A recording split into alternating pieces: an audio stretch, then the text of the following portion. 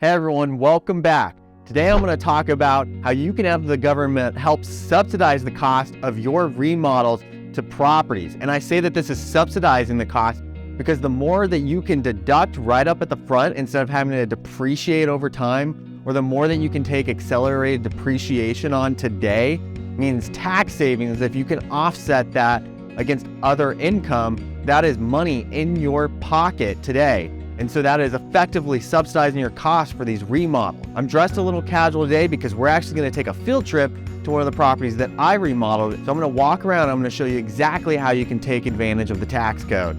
All right, let's head on out to the property. All right, we're en route to the property to go take a look, show you guys around, and show you exactly how you can take advantage of as many deductions as possible on a remodel.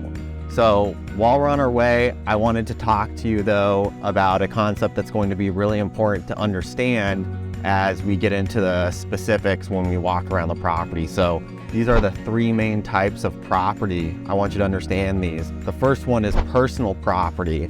And think of this as property that, is movable. It's not permanent in terms of a building or items that are not a building but like attached to land. In the world of real estate, you can think of things that are removable from the real estate that don't affect its performance. So obviously that's going to be things like appliances. They're not even attached for the most part.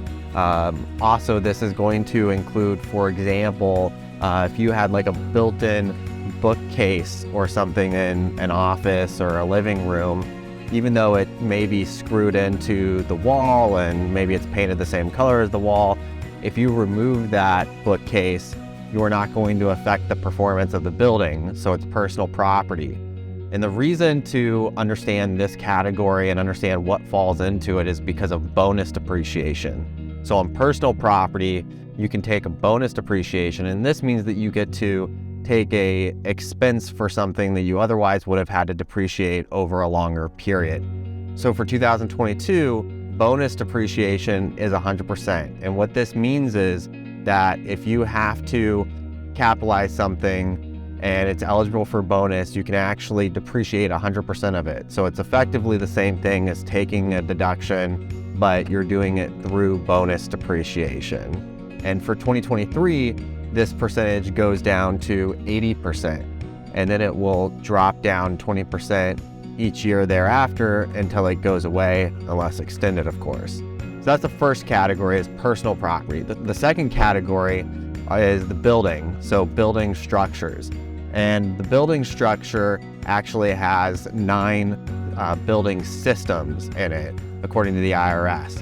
And those are your HVAC, your plumbing, your electrical, escalators, elevators, if those apply, fire and alarm systems, security, gas, and then whatever doesn't fall into those categories would be your other structural systems. So that's going to be your walls, your roof, your windows, if flooring is a part of it, any of those items would be part of your building. And that's important to know because essentially if you improve any of those systems according to the IRS, then you have to capitalize and take depreciation deductions over time. The third category that I wanted to talk about is land improvements. And this is another category of real property, like a building, except that these are items that are permanent, that are outside of the building, so attached to the land. So think about things like fencing or asphalt driveways or sidewalks or lighting that's exterior and not attached to the building. So if you have lighting poles outside or you have landscape lighting, things like that, potentially, pools, landscaping, those items could be considered land improvements. And it's important to know those items because land improvements, like personal property, are also eligible for bonus depreciation. So for 2022, that's 100% bonus. And those are the 3 types of properties that I want you to know. And now we're pulling up to the house. So let's go ahead and park and get inside and see what we've got going on. All right, guys, we're gonna start in the kitchen because this is probably one of the most expensive parts of remodeling a home, and there's a lot of opportunities in here. So first I'm going to start out by pointing out the obvious, which is that we have a refrigerator, we have a dishwasher, we have a stove and oven, and all of these items are considered personal property because they're not attached to movable, okay? And so there's two things that are important here. One, I already talked about. If you have to capitalize it and depreciate it, it's eligible for bonus depreciation, so you're potentially writing off all of it anyway.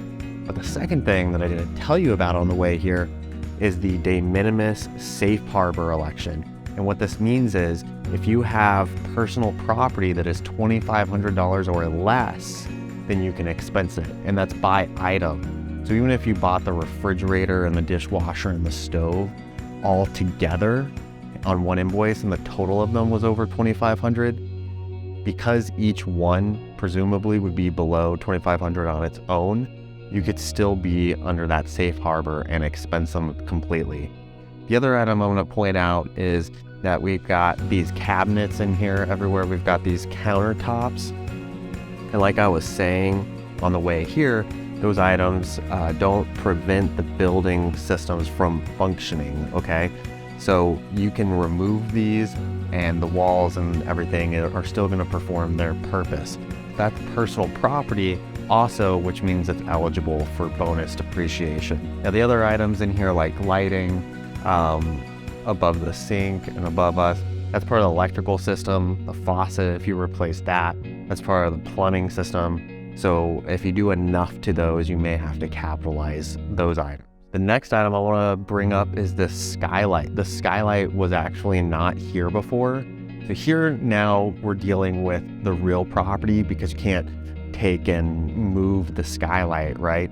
So the skylight is going to be considered part of the real property and part of that 9th building system, the other structural components. The question is here, did we increase the capacity or the output of the building as a result by putting in the skylight? There's not really a clear answer from the IRS, but I would take it as we've only added one window and there's maybe 20 plus windows in the building. And so that's a pretty small impact. So I would say it probably didn't really better it from an IRS standard. And then we added cut out a portion of the roof and the ceiling and added a couple 2x4s and things and to create the structure for it, which again, it's a relatively small portion of the house. Doesn't increase storage. We're not really changing the cooling capacity or anything when we look at the whole house by very much. We're not changing the capacity of the house in any way, not changing the output of it.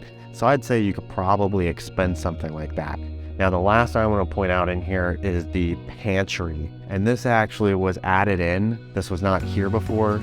There's a very small portion of storage against the back wall, and this was all built out and a door and shelves added on. Similar to the skylight, this is going to be part of the real property. Here, whether it's a betterment, I guess you increase storage capacity in here.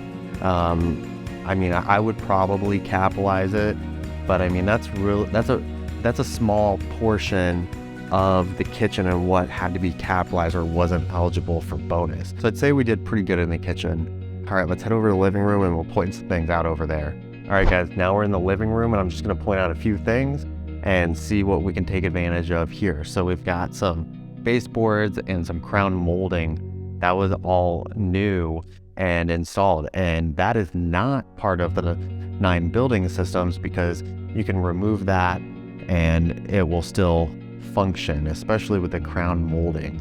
So those items are considered personal property, so you can take bonus depreciation on them if you can't otherwise expense them. The other item I want to point out is blinds or window coverings. Although you may be screwing them in and attaching them, again, those are not part of the 9 building systems.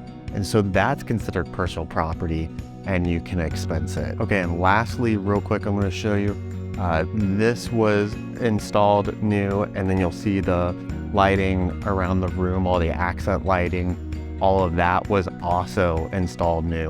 And so that's all part of the electrical system. So the question is whether you improved it. And generally we're talking about increases in capacity or output.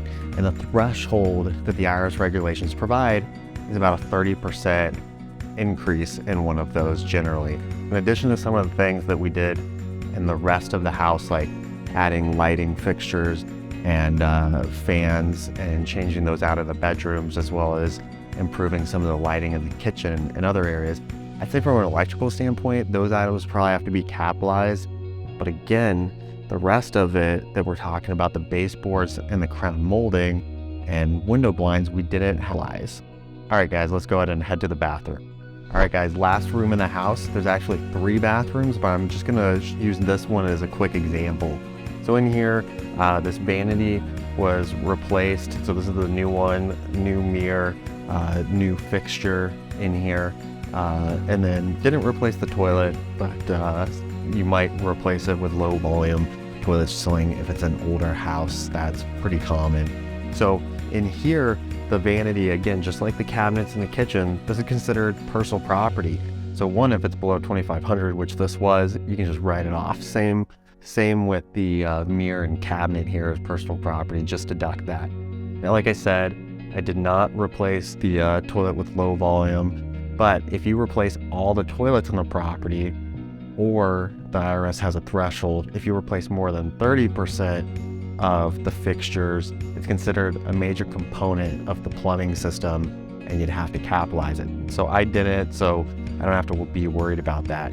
And then the shower, which you can't see, didn't really do anything in there, so not gonna talk about it.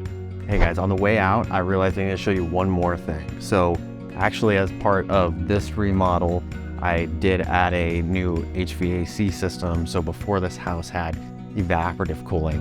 And remember, I said that betterments increase the capacity or output. And so this HVAC is going to do a much better job of cooling than the evaporative system did. So unfortunately, I did have to capitalize this portion of the remodel. All right, guys, so we're heading back home now. Thanks for tuning in. I hope you got some good ideas on how you can expense as much as possible, and also how important it is to keep track of your expenses in different categories so that at the end of the year, when you give them to your CPA, they can actually tell what you did and figure out if anything can be expensed or if anything is eligible for bonus depreciation. So if you like the content, please hit subscribe, and I'll see you guys next time.